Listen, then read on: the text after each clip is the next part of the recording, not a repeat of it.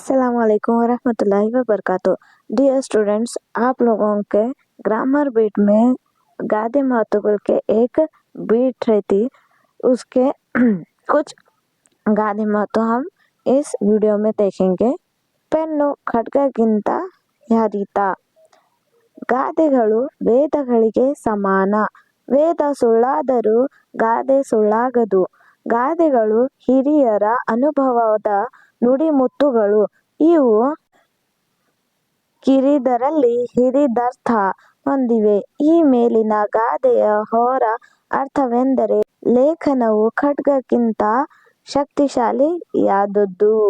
ये पीटीके में लिखना है। उसके बाद मेन टॉपिक क्या लिखना है वो देखिए। ಪೆನ್ನು ಬರೆಯಲು ಬಳಸುವ ಸಾಧನ, ಆದರೆ ಅದನ್ನು ಬರೆಯುವ ಕೈ ವ್ಯಕ್ತಿಯ ಬರಹ ಮಾತ್ರ ತುಂಬಾ ತೂಕವುಳ್ಳದಾಗಿರುತ್ತದೆ. ಏಕೆಂದರೆ ಸಾಹಿತ್ಯವು ಜನರ ಜೀವನಾಡಿಯಾಗಿದೆ. ಅದರ ಮೂಲಕ ನಾವು ಒಂದು ಜನಾಂಗದ ಓರೆ-ಕೊರೆಗಳನ್ನು ತಿದ್ದಬಹುದು, ಒಳ್ಳೆಯ ಆಚರಣೆಗಳನ್ನು ರೂಢಿಗೆ ತರಬಹುದು. ಖಡ್ಗವು ಒಂದು ಯುದ್ಧವನ್ನು, ಎದುರಾಳಿಯನ್ನು ಜಯಿಸಬಹುದು, ಆದರೆ ಲೇಖನಿ ಇಡೀ ಜಗತ್ತನ್ನೇ ಪರಿವರ್ತಿಸುವ ಶಕ್ತಿ ಹೊಂದಿದೆ. ಭಾರತಕ್ಕೆ ಸ್ವಾತಂತ್ರ್ಯ ತಂದುಕೊಡುವಲ್ಲಿ ಅನೇಕ ಮಹನೀಯರ ಬರಹ ಲೇಖನಗಳು ತಮ್ಮ ಪ್ರಭಾವ ಬೀರಿವೆ ಎಂಬುದನ್ನು ಮರೆಯುವಂತಿಲ್ಲ. ಅದರಿಂದ ಖಡ್ಗಕ್ಕಿಂತ ಪೆನ್ನು ಹೆಚ್ಚು ಹಿರಿತವೆಂದು ಹೆಸರಾಗಿದೆ.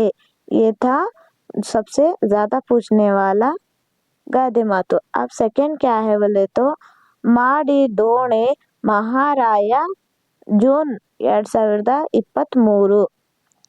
ಗಾದೆಗಳು ವೇದಗಳಿಗೆ ಸಮಾನ. ವೇದ ಸುಳ್ಳಾದರೂ ಗಾದೆ ಸುಳ್ಳಾಗದು. ಗಾದೆಗಳು ಹಿರಿಯರ ಅನುಭವದಿಂದ ನುಡಿಮುತ್ತುಗಳಾಗಿವೆ. ಇವು ಕಿರಿದರಲ್ಲಿ ಹಿರಿದರ್ಥ ಹೊಂದಿವೆ. ಈ ಮೇಲಿನ ಗಾದೆಯ ಹೊರ ಅರ್ಥವೆಂದರೆ ನಾವು ಮಾಡುವ ಕರ್ಮದ ಫಲ ನಮಗೆ ದೊರೆಯುತ್ತದೆ. ಆದರೆ ನಮ್ಮ ಜೀವನಾಧಾರಿತದಲ್ಲಿ ಎರಡು ದಾರಿಗಳಿವೆ. ಒಂದು ಸನ್ಮಾರ್ಗ ಹಾಗೂ ಮತ್ತೊಂದು ದುರ್ಮಾರ್ಗ. ಆಯ್ಕೆ ಮಾತ್ರ ನಮಗೆ ಬಿಟ್ಟಿದ್ದು. ये था पीटीके। अब हम क्या देखेंगे, इसका मेन आंसर देखेंगे।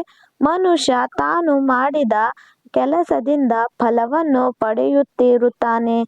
ಆತ ಮಾಡುವ ಕೃತಿಯೋಗ್ಯವಾಗಿದೆ, ಉತ್ತಮವಾಗಿದ್ದರೆ ಅದರಿಂದ ಒಳ್ಳೆಯ ಫಲವನ್ನೇ ಪಡೆಯುತ್ತಾನೆ.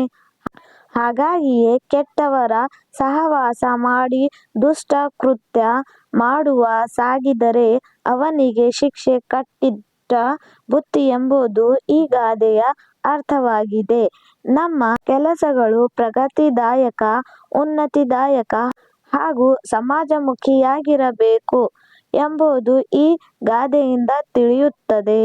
ये थे दो गादे मातु। अगर इसके अलावा भी आपको कोई और गादे मातु की जरूरत है तो आप कमेंट में बोलिए, मैं वो गादे मातु के नोट्स अपलोड करूंगी। आई होप आपको ये हेल्प हो। Thank you.